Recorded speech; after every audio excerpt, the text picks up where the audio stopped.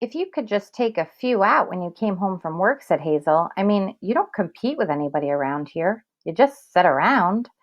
If I tried to get away with it, said George, then other people would get away with it. And pretty soon, we'd be right back to the dark ages again with everybody competing against everybody else. You wouldn't like that, would you? I'd hate it, said Hazel. There you are, said George. The minute people start cheating on laws, what do you think happens to society? If Hazel hadn't been able to come up with an answer to this question, George couldn't have supplied one. A siren was going off in his head. Reckon it'd fall all apart, said Hazel. What would? Said George blankly. Society, said Hazel uncertainly. Wasn't that what you just said? Who knows, said George. The television program was suddenly interrupted for a news bulletin. It wasn't clear at first as to what the bulletin was about, since the announcer, like all announcers, had a serious speech impediment.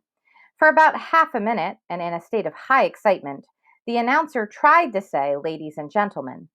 He finally gave up, handed the bulletin to a ballerina to read. That's all right, Hazel said of the announcer. He tried. That's the big thing. He tried to do the best he could with what God gave him. He should get a nice raise for trying so hard. Ladies and gentlemen, said the ballerina, reading the bulletin. She must have been extraordinarily beautiful because the mask she wore was hideous, and it was easy to see that she was the strongest and most graceful of all the dancers, for her handicap bags were as big as those worn by 200-pound men. And she had to apologize at once for her voice, which was a very unfair voice for a woman to use. Her voice was a warm, luminous, timeless melody. Excuse me, she said, and she began again, making her voice absolutely uncompetitive. Harrison Bergeron, age 14, she said in a grackle squawk, has just escaped from jail, where he was held on suspicion of plotting to overthrow the government. He is a genius and an athlete, is under-handicapped, and should be regarded as extremely dangerous. A police photograph of Harrison Bergeron was flashed on the screen upside down, then sideways, upside down again, then right side up. The picture showed the full length of Harrison against a background calibrated in feet and inches. He was exactly 7 feet tall. The rest of Harrison's appearance was Halloween and hardware. Nobody had ever borne heavier handicaps. He had outgrown hindrances faster than the HG men could think them up. Instead of a little ear radio for a mental handicap, he wore a tremendous pair of earphones and spectacles with thick, wavy lenses. The spectacles were intended to make him not only half blind, but to give him wanging headaches besides. Scrap metal was hung all over him. Ordinarily, there was a certain symmetry, a military neatness to the handicaps issued to strong people, but Harrison looked like a walking junkyard.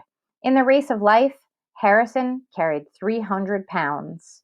And to offset his good looks, the HG men required that he wear at all times a red rubber ball for a nose, keep his eyebrows shaved off, and cover his even white teeth with black caps at snaggletooth random.